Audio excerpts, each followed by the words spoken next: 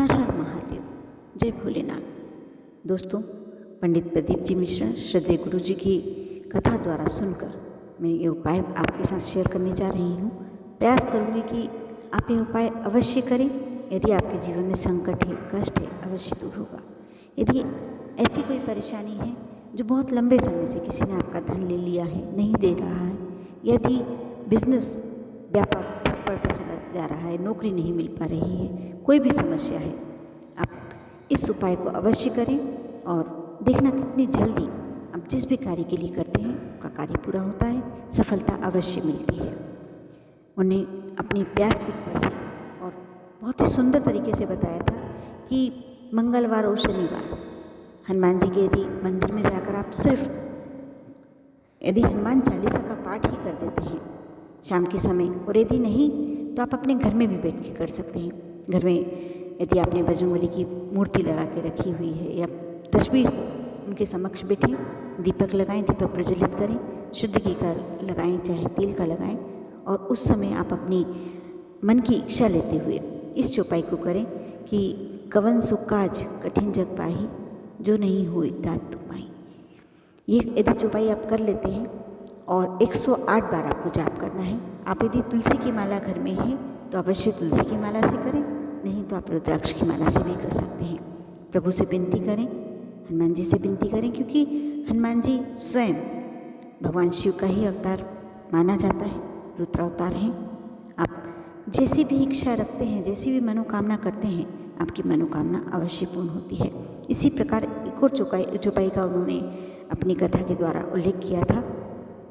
संकट कटे मिटे सब पीरा, जो सुमिरे हनुमत बलबीरा।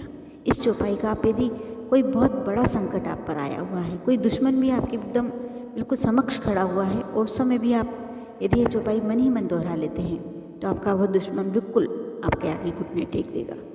आपका बुरा तो कर ही नहीं सकता, इतनी शक्ति है हनुमान जी में।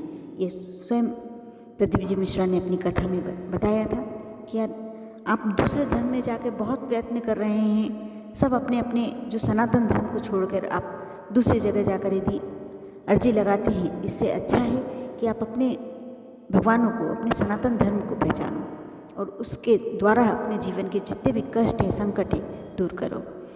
ऐसे ही इन्होंने बहुत ही अच्छा उपाय बताया था। जैसे आप जानते ही हैं कि पीपल का वृक्ष हर तरीके से पूजनीय है। वृक्षों में ही इतनी शक्ति है। सनातन धर्म में नदियों में, वृक्षों में बहुत ही शक्ति मानी गई है। सारे देवी देवताओं का वास वृक्षों में माना गया है। उसमें सर्वश्रेष्ठ पीपल का वृक्ष, बेलपत्र का वृक्ष, इस तरह से आंवले का वृक्ष।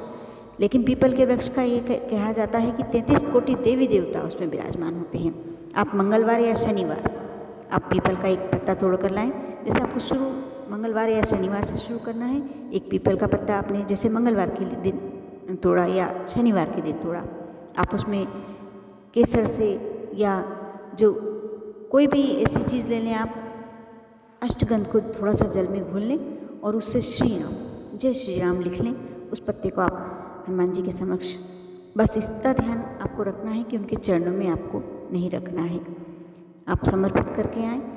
आपने मंगलवार से शुरू किया, बुधवार के दिन आप 2 पत्ते लेंगे, ऐसा बढ़ाते जाएं।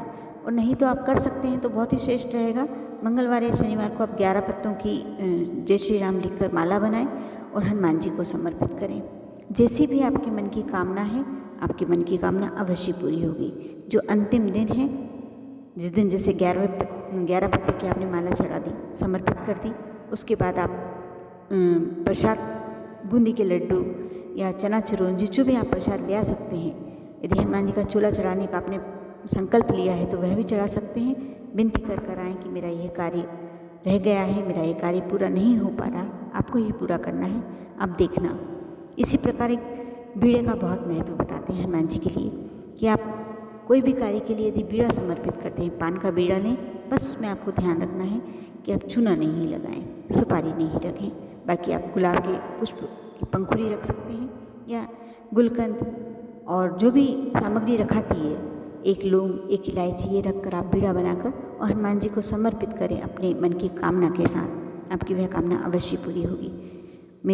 मैंने अब अपने वीडियो में पूरा प्रयास किया है कि आपको जो गुरुदेव ने बताया है वह पूरा की पूरा आपको बताऊं और आपके जो भी कार्य नहीं हो पा रहे हैं पूरे हों, आप भी प्रयास कीजिएगा। इसमें से जो भी उपाय आपको सरल लगता है, और सभी उपाय सरल हैं, सभी उपाय कर सकते हैं। आप अपने सनातन धर्म से भी जुड़ते हैं।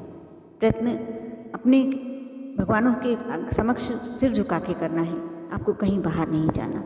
आप चाहें तो अपने घर के मंदिर में भी कर सकते हैं।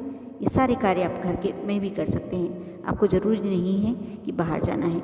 यदि आप चाहें तो पीपल के वृक्ष में रविवार के दिन छोड़कर सभी दिनों में आप जल समर्पित करें और छूकर उनसे विनती करें, क्योंकि पूरे समय अलग अलग देवता, उन्हें ये तक बताया है कि कितने समय कौन से देवता पीपल के वृक्ष में विराजमान होते हैं। जिस समय आप जाते हैं, जल समर्पित करते हैं, थोड़ा सा यदि मीठा आपके यहाँ है तो ले जाएं, नहीं तो आप मीठे के रूप में गुड़, बताशा, शक्कर जो भी आपके घर में है वह ले जाएं, वहाँ समर्पित करें और अपने मन की कामना करते हुए छूकर, पीपल के वृक्ष को छूकर अपने मन की मनोकामना बोलें। अब देखना आपके जीवन में जो भी कमी है वह पूरी दूर हो जाएगी।